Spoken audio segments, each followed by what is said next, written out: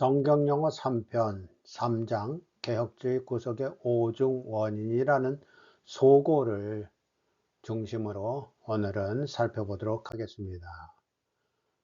1절 아리스토텔레스의 4중 원인론. 철학에서 원인이란 말은 보통 운동의 원천을 지칭하는데 당구공을 움직이게 한 사람 또는 그 공을 만든 사람이 그러한 원인입니다.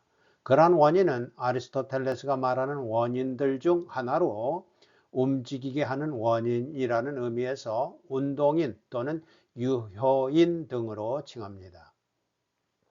아리스토텔레스에겐 원인의 종류로 세 가지가 더 있어 사물의 재료, 사물의 형상, 사물의 목적 등이 그것입니다. 곧 사물을 움직이게 하는 원인인 유효인 effectual cause, 사물의 재료인 진료인 material cause, 사물의 형상인 형식인 formal cause, 사물의 목적적 원인인 목적인 final cause 등의 네 가지 원인이 있습니다.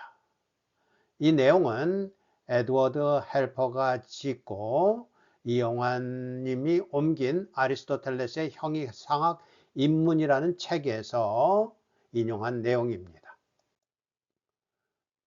1절 유효인. 청동 동상의 예를 들어보면 동상의 유효인은 조각가 또는 조각가의 기술이라고 말할 수 있습니다. 2절 진료인. 다른 원인을 이해하는 좋은 방식은 설명되어야 할 것들의 종류를 생각해 보는 것입니다. 만약 누군가 동상이 왜 무겁지라고 묻는다면 우리는 그것의 재료를 통해 답을 얻을 수 있습니다. 왜냐하면 청동으로 만들어졌거든. 여기에는 암묵적 출현이 존재하는데 동상이 청동으로 만들어졌기 때문에 무겁다는 것입니다. 3절 형식인. 누군가가 왜 저 동상은 키 크고 말랐지? 라고 묻는다면 저 동상은 에이브러함 링컨을 모사한 거거든이 답이 될 수 있습니다. 이 대답은 동상의 형상을 지시하는 것이고 여기서 형상이 암묵적인 추론의 개념 역할을 하고 있습니다. 4절 목적인. 질문이 왜 저 동상이 존재하게 되었지? 라면 지나가는 사람들에게 숭고한 행위를 일깨우기 위해 라고 답할 수 있을 텐데 이것은 목적적 원인, 즉 목적인을 원인으로 답한 것입니다. 그러므로 네 가지 원인들 때문에 청동 동상이 존재하게 되었다고 말할 수 있습니다.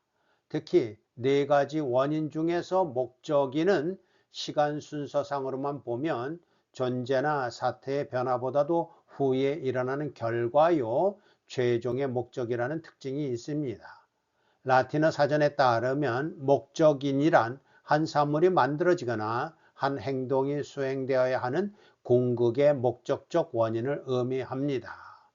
아리스토텔레스는 다른 철학자들이 제안한 모든 원인이 위에서 열거한 네 가지 중에 하나로 포섭된다는 것을 근거로 원인에는 오직 네 가지 종류밖에는 없다고 논증하였습니다. 이를 아리스토텔레스의 사중 원인론, for causal theory or theory of causality라고 부릅니다. 아리스토텔레스의 사중 원인론은 중세 스콜라 학자들뿐만 아니라 종교 개혁자와 그 후에 개신교 학자들의 성경 연구에도 많은 도움을 가져다 주었습니다.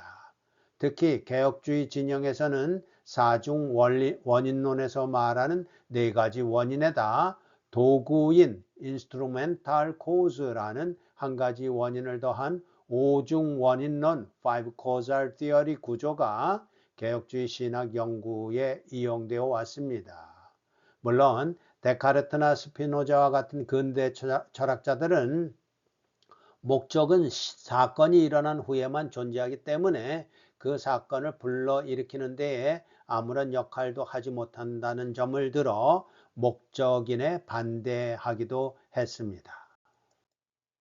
이제 2절에서는 개혁주의 구속의 5중 원인론에 대해서 함께 살펴보도록 하겠습니다. 첫 번째, 유효적 원인, 솔라 그라시아, 오직 은혜에 해당됩니다. 청동동상의 유효인을 조각가라고 이해할 수 있다면 우리 구속의 유효인이 하나님 그분이시라는 사실을 알 수가 있을 것입니다. 조금 더 구체적으로 말하자면 하나님의 은혜 때문에 우리가 구속을 입을 수 있었다는 것입니다. 은혜는 하나님의 은혜입니다. 곧 은혜를 베푸시는 분은 하나님이시고 우리는 하나님의 은혜를 아무 조건이나 자랑할 만한 공로 없이 누리는 자로 그분 앞에 서 있을 뿐입니다. 두 번째로 진료적 수단 때문에 우리는 구속함을 받습니다. In Christ요, 오직 그리스도입니다.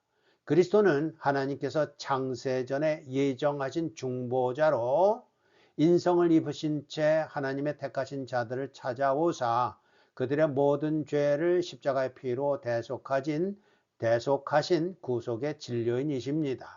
따라서 구원받은 자는 오직 그리스도 때문에 구속을 받아 그리스도 안에서 오직 하나님의 영광에 이르도록 살아가야 하는 것입니다. 이를 위하여 하나님께서는 우리에게 믿음을 선물로 주시고 믿음으로 말미암아 그리스도를 마음에 모셔 곧 그리스도 안에서 그리스도와 연합하여 살아가게 하십니다. 그리스도는 하나님의 그리스도이십니다. 곧 예수 그리스도를 보내주신 분이 하나님이시라는 것입니다. 세 번째, 도구적 수단 때문에 우리가 구원함을 받습니다. By faith요, 오직 믿음 때문입니다. 하나님께서 선물로 주신 믿음은 구원에 이르는 지혜를 얻기 위해서 꼭 필요한 구속의 도구적 수단입니다. 하나님께서 창세전에 그리스도 안에서 택하신 자들을 부르실 때마다 하나님의 구원에 참여할 수 있도록 믿음이란 유일한 도구를 주셨기 때문에 믿음을 구속의 도구인이라 부르는 것입니다. 우리는 오직 믿음, 곧 오직 그리스도 안에 있는 믿음으로 말미암아 구원에 이를 수 있습니다. 믿음은 하나님의 믿음입니다. 곧 믿음을 우리에게 주시고 믿음으로 부르신 분이 하나님이시라는 것입니다. 우리는 우리 자신이 스스로 먼저 믿어서 믿음을 만들어낼 수는 없습니다. 네 번째, 목적적 원인. 성경에 나타나는 구절로 말하자면 to the glory of God입니다. to라는 전치사를 쓴 것으로 이해할 수 있는 내용은 하나님의 영광에 이르도록 이라는 것입니다. 오직 하나님의 영광 때문에 우리는 구원을 받습니다. 우리 구속받은 자들의 삶의 제일 되는 목적은 하나님의 영광에 이르는 것입니다. 그래서 웨스트민스터 소위리 문답에서는 먼저 인간의 최고 목적이 무엇인지를 우선 묻고 답합니다. 질문입니다. What is the chief end of man? 무엇이 사람의 최고 목적인가? 라는 물음이고 그것에 대한 답은 Man's chief end is to glorify God and to enjoy Him forever 입니다. 즉 사람의 제일 되는 최고 목적은 단수죠. 그것은 하나인데 하나님을 영화롭게 하는 그리고 곧 하나님을 영원토록 즐거워하는 그런 것이다. 단 하나의 목적이 있을 뿐이다. 라고 웨스트민스터 소위리 문답 1문답에서는 밝히고 있습니다. 그렇기에 우리에게는 목적이 이끄는 삶이 전부입니다. 시중에 유행하는 책 중에 릭 워렌의 목적이 이끄는 삶이라는 책이 있는데 이 책은 목적이 이끄는 삶이라는 제목을 달았음에도 불구하고 인간의 최고 목적인 오직 하나님의 영광은 언급하지도 못한 아주 기이한 책입니다. 한 줄 평을 하자면 안고 없는 찐빵일 뿐입니다. 두 번째로 시중에 나와 있는 책 중에 목적이 이끄는 삶이 전부가 아니다라는 책이 마셜 데이비스가 지은 책으로 시중에 나와 있는데 릭 워렌의 그 목적이 이끄는 삶의 그 책의 그 논증이 성경에 비추어 보아 너무 빈약함을 간파하고 비판한 책입니다. 그러나 우리가 지금 목적인을 살펴본 것처럼 우리에게는 목적이 이끄는 삶이 전부요, 최고의 목적인데 목적이 이끄는 삶이 전부가 아니다 이래버려서 좀 시도는 좋았는데 나이스 트라이인데 내용은 조금 보충해야 될 것이라고, 제목도 바꿔야 될 것이라고 그렇게 생각이 됩니다. 문장을 소리문답 제1문을 자세히 살펴보도록 하겠습니다. 문장은 이 형식 문장으로 What is the chief end of man으로 되어 있어 and is가 주동이고 what은 의문사로 맨 앞에 나와 있긴 하지만 보어에 해당되는 명사입니다. 무엇인가 라고 물었기 때문에 답도 무엇에 해당되는 명사로 답해야 되는 것을 여기서 확인하도록 하겠습니다. The chief은 and를 수식하는 형용사고 of man은 and를 수식하는 형용사구로서 인간의 그 가장 최고의 목적은 무엇인가 이렇게 묻고 있습니다. 인간의 최고 목적은 무엇인가? 그것에 대한 답은 man's chief end is one, to glorify and to enjoy him forever 입니다. 여기서 one을 반드시 삽입해야 되는 이유는 물을 때 what이라고 물었으므로 명사가 무엇으로 대답을 해야 되기 때문에 one이라는 명사가 거기 생략되어 있음을 반드시 찾아내야 되는 것입니다. 그러지 못하면 사람의 최고 목적은 마치 두 가지가 된 듯이 그렇게들 오해를 하는데 하나님을 영화롭게 하는 것과 그걸 명사구로서 그렇게 해석하는 경향이 있는데 그렇지 않다는 것입니다. 하나님을 영화롭게 하는 곧, 즉 하나님을 영원토록 즐거워하는 그 단 한 가지 목적이야말로 인간의 제일 되는 목적이라는 것입니다.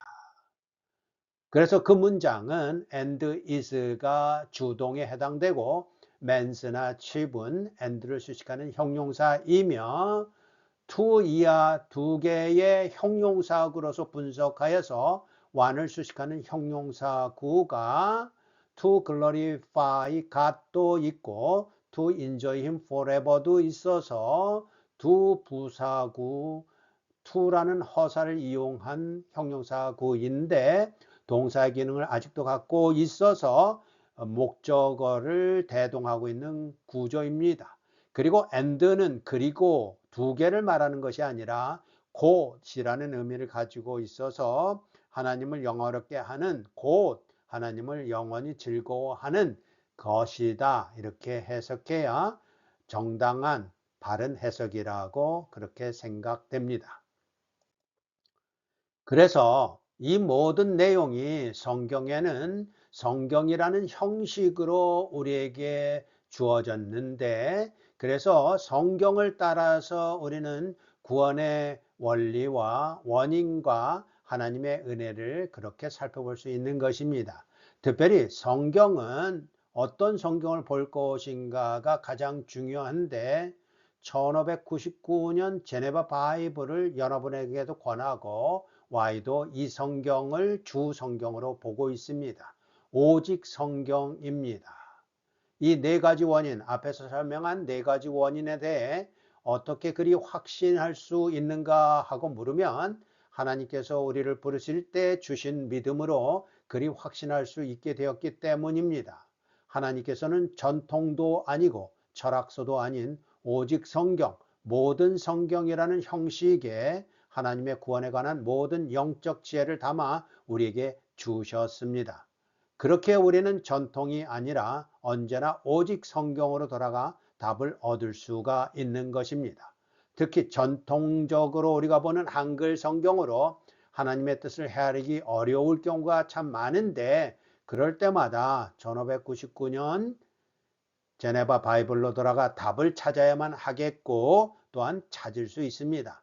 우리가 애써가며 구문 영어를 배우는 최종 목적이 바로 이것 때문이라고 생각됩니다. 오늘은 여기까지 말씀드리겠습니다.